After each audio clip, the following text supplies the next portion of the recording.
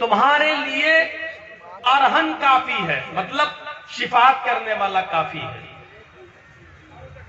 हम लोगों में भी ये बात कही जाती है, हदीस से ये साबित है कि कयामत के दिन अल्लाह के नबी सल्लल्लाहु अलैहि वसल्लम गुनाहगार लोगों की सिफारिश करेंगे, शिफात करेंगे। और इसीलिए नबी अकरम का एक नाम ये भी शफीउल मुज़नबीन, गुनाहगारों की शिफात करने वाले। जब बहुत से लोग परेशान होंगे, नफ्सा नफ्सी का आलम होगा, तो अल्लाह के नबी सजदे में अपना सर रख देंगे, आवाज आएगी इरफा रासका या मोहम्मद, आए मोहम्मद अपना सर उठाओ, सल्लल्लाहु अलैहि वसल्लम अपना सर उठाओ, सल मांगो तो बता, जो मांगोगे तुम्हें दिया जाएगा। तो उस वक्त अल्लाह के नबी सल्लल्लाहु अलैहि वसल्लम कहेंगे, अल्लाह मेरे उम्मती मेरे उम्मती मेरे उम्मती आज जहन्नम के बिल्कुल दरवाजे पर खड़े हुए, अल्लाह इनको बख्श दे। तो अल्लाह ताला जितने लोगों को चाहेगा बख्श दे, नबी की शिफात कबूल करेगा। तो मेरे भाइयों, अरहन का माना होता शफी, अरहन कहते हैं शिफात करने वाले को। एक ईश्वर की पूजा नहीं कर सकते हो मत करो, अच्छे काम नहीं कर सकते हो तो मत करो, तुम्हें चिंता किस चीज की है, तुम्हारे लिए अरहन काफी है। ये जैन धर्म के अंदर लिखा है, सिखों का बता चुका हूं, जैन धर्म बता दिया। ईसाइयत में, बाइबल में साफ लिखा है, बाइबल पढ़िए, I will pray the Father, He shall give the another comforter. After that, I will not talk much with you because the prince of this world comes. His name will be Muhammad. His name will be Ahmad. His name will be Ahmad.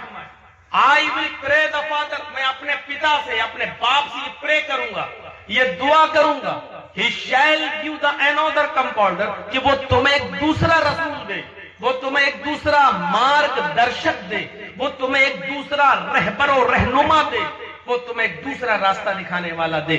I will not talk much with you. अब मैं तुमसे कुछ नहीं कहूंगा।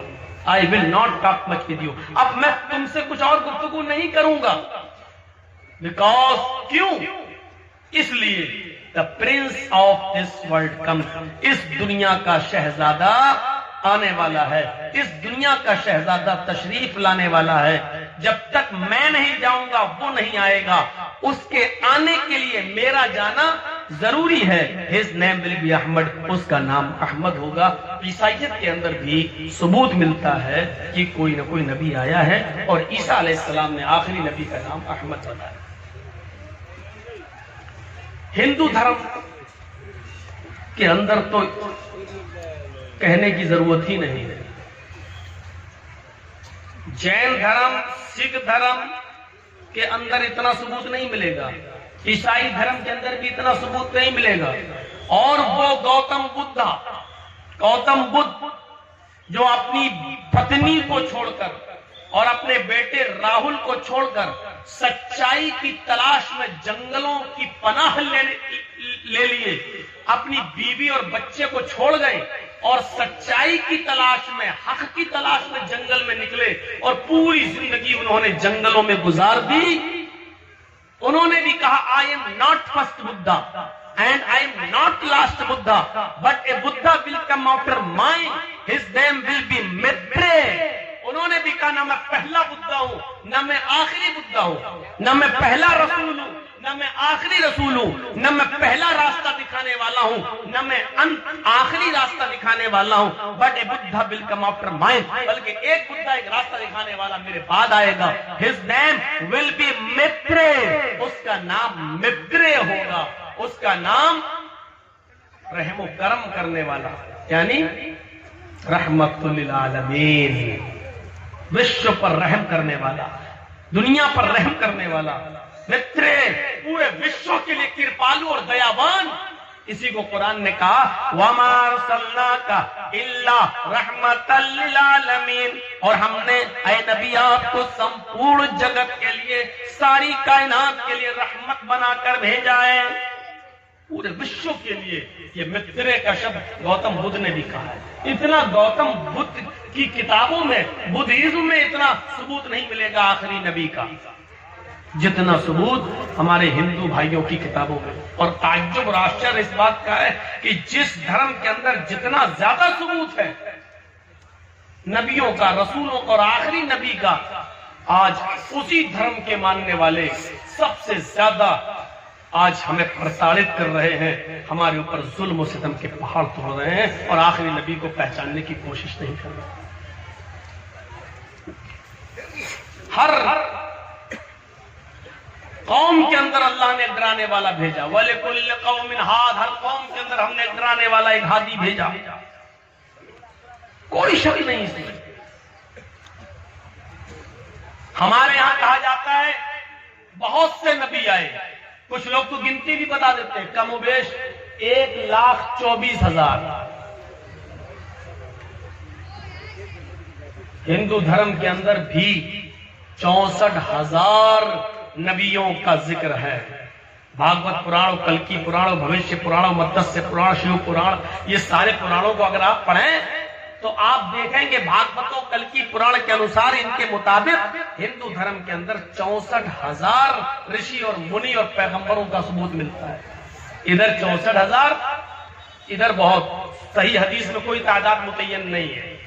कहने को लोग 1,24,000 कहें, ये मान लीजिए बहुत से नबी इधर भी आए, बहुत से नबी उधर भी आए, लेकिन 24 नबियों का नाम वेदों में आया है। 24 नबियों का नाम वेदों में आया और आप ताज्जुब करेंगे 24 ही नबियों का नाम कुरान में भी आया है।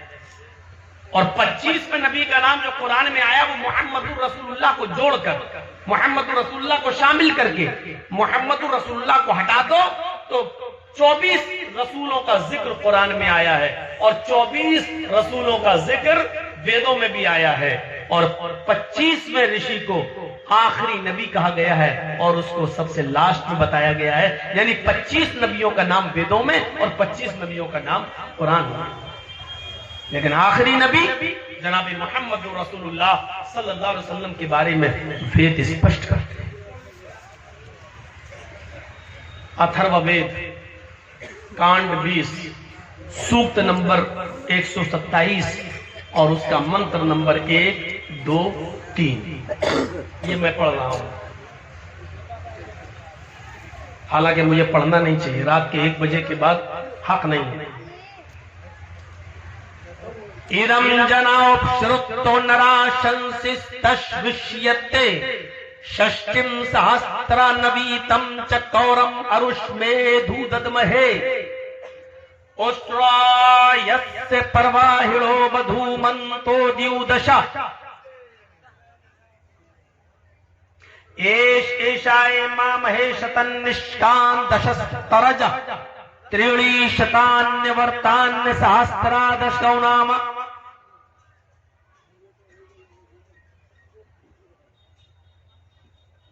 ये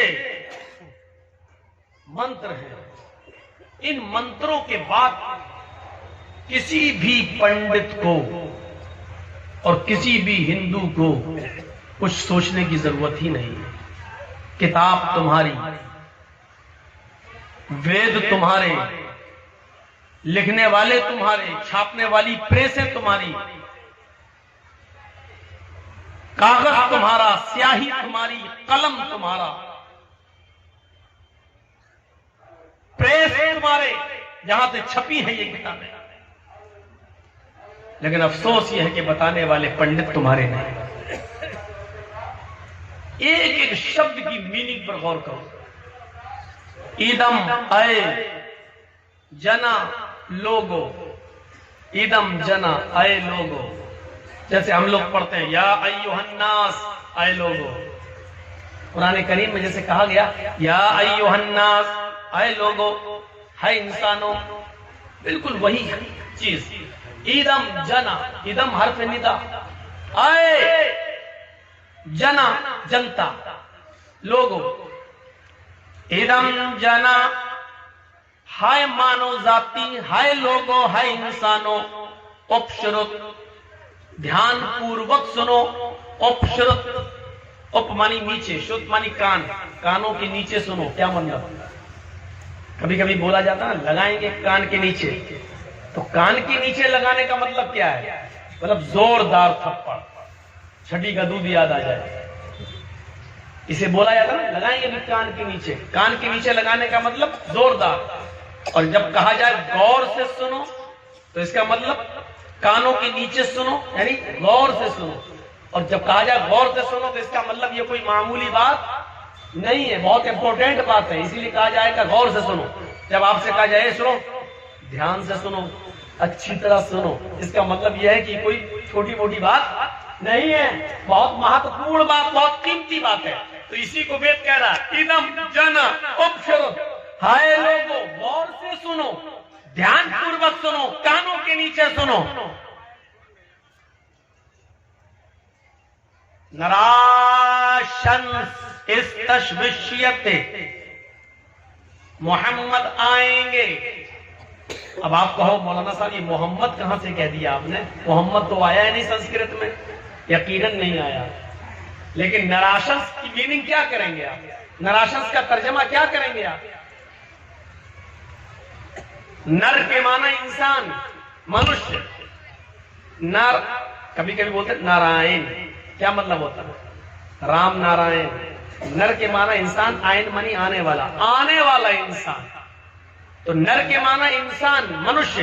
और नर आशंस, आशंस के माना जिसकी बहुत प्रशंसा की जाए, आशंस के माना जिसकी बहुत तारीफ की जाए। नर आशंस, ऐसा मनुष्य, ऐसा इंसान जिसकी बहुत ज्यादा तारीफ की गई हो, जिसकी बहुत ज्यादा प्रशंसा की जाए, जिसका नाम सबसे ज्यादा लिया जाए। नर आशंस को अरबी में आप क्या कहेंगे? मोहम्मद। हम्मद युहम्मिदु, तारीफ करना। मोहम्मद तारीफ करने वाला, और मोहम्मद जिसकी बहुत तारीफ की गई हो।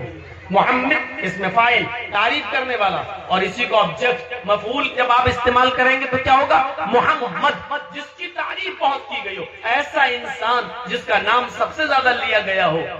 नराशंस, ऐसा मनुष्य जिसकी तारीफ बहुत की गई हो, बहुत ज्यादा जिसकी तारीफ की जाए, वो कौन है? नराशंस। और अरबी में क्या कहेंगे? मोहम्मद, जिसकी हमद, जिसकी तारीफ सबसे ज्यादा की गई हो। इसमें कोई शक नहीं, मोहम्मद रसूलुल्लाह की तारीफ अल्लाह के बाद मखलूक में, सृष्टि में अगर सबसे ज्यादा तारीफ किसी की गई है तो जनाबी मोहम्मद रसूलुल्लाह सल्लल्लाहु अलैहि वसल्लम की। आप नाम देखिए कितना लिया गया।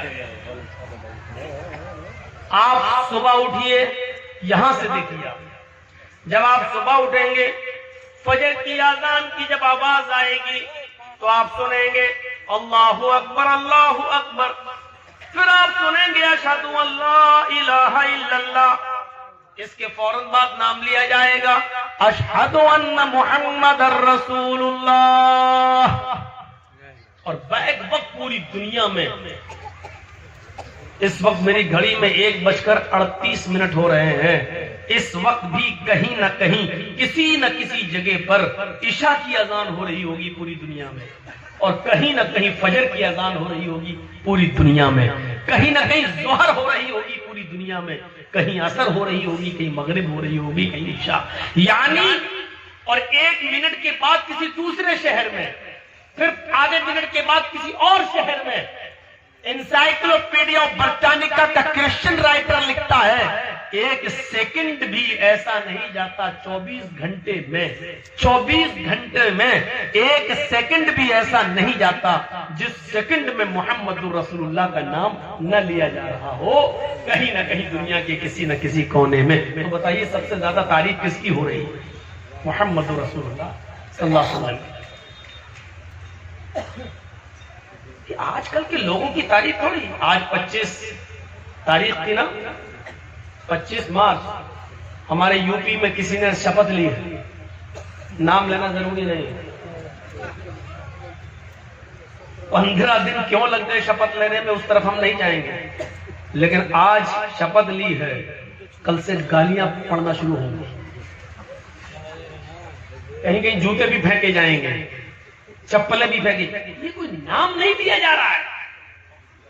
और किस तरीके से जीते, कैसे जीते, ये भी सब जानते हैं। किस तरीके से जिताया गया ये भी सबको मालूम है। किन लोगों ने हेल्प की वो भी सबको मालूम है।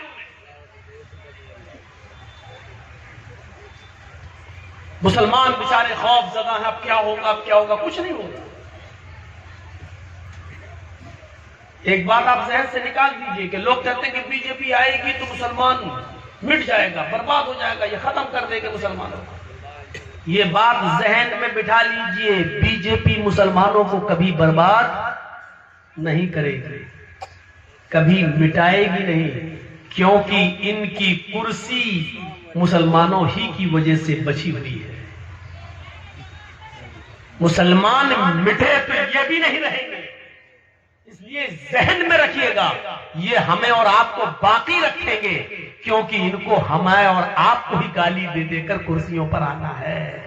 इसलिए ये तसव्वुर जहन से निकाल दो कि बीजेपी आएगी तो मुसलमानों के लिए खतरा पैदा हो, मुसलमानों को ये करेगी, वो करेगी। कुछ नहीं करेगी, वक्ती तौर पर थोड़ा परेशान करेगी, कभी मजबूर करेगी, बेबस करेगी, लेकिन ये सोचो कि मुसलमानों को मिटाएगी, ये नहीं मिटाएगी, ना हमें खत्म करेगी, क्योंकि हमारे वजूद से इनकी कुर्सी बची हुई है, हमारे वजूद से इनकी कुर्सी बची हुई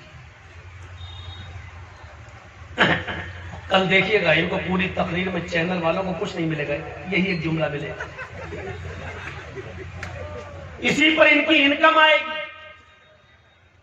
इन्हीं जुमलों पर इनके अकाउंट में पैसे आएंगे, चाहे मेरे ऊपर यूपी में केस ही क्यों ना हो, लेकिन इनके पेट भरना चाहिए, इनकी जहन्नम भरनी चाहिए। आप पूरे इलाके में देख लीजिए, मैंने बिहार में कितने प्रोग्राम दिए इस साल, खत्म कर दिया। बिहार झारखंड टोटली खत्म, बंगाल में प्रोग्राम देना शुरू कर दिए, नहीं दे रहे, बहुत ज्यादा प्रेशर, बहुत ज्यादा प्रेशर। तो एक दिया था, वो भी हमने मुखिया जी से कह दिया था कि 10 बजे टाइम दे दीजिएगा साहब, 12 बजे जलसा खत्म, लेकिन फिर भी 1 बजे टाइम दिया है। देख रहे हैं, देखिए देखिए देखिए, ये होता है यहाँ पर। ए भैया, चाय वाले को क्यों मार रहे हो यार, चाय वाला कब मोदी बन जाए। इन्हीं लोगों के हाथ में तो देश का मुस्तकबिल है।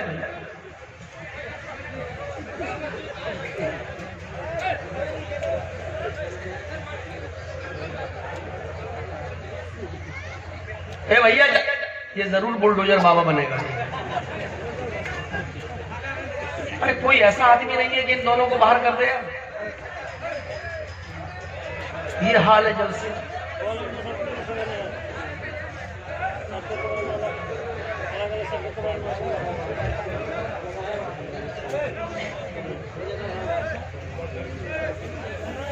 हाँ, तो अब सुनिए, तो मैं कह रहा था कि सबसे ज्यादा नाम अगर किसी का लिया जा रहा है तो वो हस्ती है मोहम्मद रसूलुल्लाह। इनके नाम नहीं लिए जा रहे हैं। नाम वो है जो आज भी लिया जा रहा है और कयामत की सुबह तक भी लिया जाएगा। किसका? मोहम्मद रसूलुल्लाह सल्लल्लाहु अलैहि वसल्लम। 1400 साल से ज्यादा का जमाना गुजर चुका है।